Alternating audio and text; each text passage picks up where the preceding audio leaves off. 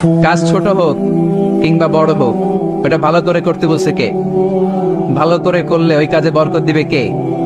কাজে কোনো লজ্জা আছে? শ্রমে কোনো লজ্জা আছে? চাকরি ব্যবসায় কোনো লজ্জা আছে? লজ্জা অলসতায়। লজ্জা কিসে?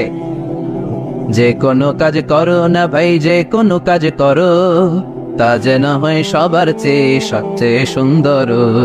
হোক না সেটা পড়ালেখা, রঙের ভাষায় ছবি আঁকা, হোক না সেটা সামান্য কাজ কিংবা মহত্তর, তা যেন হয় সবার চেয়ে সবচেয়ে সুন্দর। আলহামদুলিল্লাহ পড়, তা মনে থাকবে। কাজে লজ্জা পাওয়া যাবে। Never under estimate any job, big or small. ছোট হোক বড় হোক, কোনো চাকরিকে নাক ছিটকানো যাবে না। কাজ করে বেঁচে থাকতে হবে, এটাই ইসলামের শিক্ষা, ঠিক কিনা?